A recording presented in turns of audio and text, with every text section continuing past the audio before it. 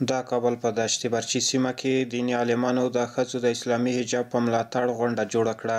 دغه دیني عالمانو وویل چې د نظام ملاتړ به کوي او دا چې د امر بالمعروف او نهي عن المنکر وزارت لخوا په ټولنه کې د بد حجابۍ مخنیوی کیږي، دا د ټولنې د ټولو مسلمانو وګړو غوښتنه ده.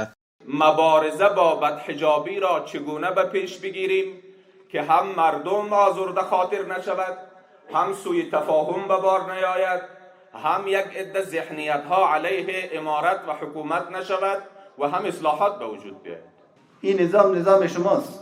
کسی که از افغانستان او را فریب به چی میده که ما تو را قبولی میخوایم، در لندن، در اروپا، در فرانسه، در هر جایی که است اینا را وعده به او میده که ما شما را میخوایم در اینجا، شما در این بکنید، خود سر شما نظام اسلام تخریب میکنه.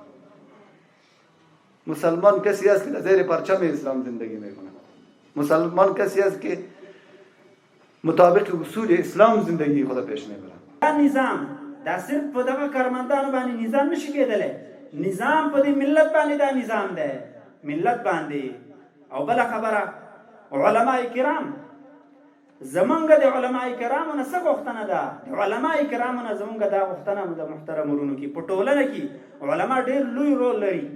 علما دې په مساجدو کې، په مدارسو کې، په نورو ځایونو چې کله دې ولهم فرصت برابرېږي دغه وینا دې وکړي حجاب باره کې محترم ورونو، چې حجاب دا دې باید مراعات شي، حجاب دې ورته وستایلی شي، د حجاب صفات دې ورته بیان شي، د حجاب اهمیت دا دې ورته ستایله وشي. وجیبه الهی است. قبل از اینکه امارت اسلامی بگه خدا فرموده قل للمؤمنات، قبل از اینکه امیرالمؤمنین و میشر صاحب این مسئله را واجب بدانند و یا وزیر امر به معروف و نهی از منکر این را به عنوان یک واجب تذکر به ملت بدهند، رسول خدا صلی الله علیه و آله و سلم فرموده، ائمه دین فرمودند، اصحاب کبار فرمودند، خلفای راشدین فرمودند، ائمه اثنا عشر تشیع فرمودند آقا حجاب واجب است. دا یادونه وړ ده چې د امر بالمعروف او نهي عن المنکر وزارت محتسبینو د کابل په دشت برچي سیمه کې د بد حجابۍ د مخنیوي په اړه ځینې فعالیتونه ترسره کړي دي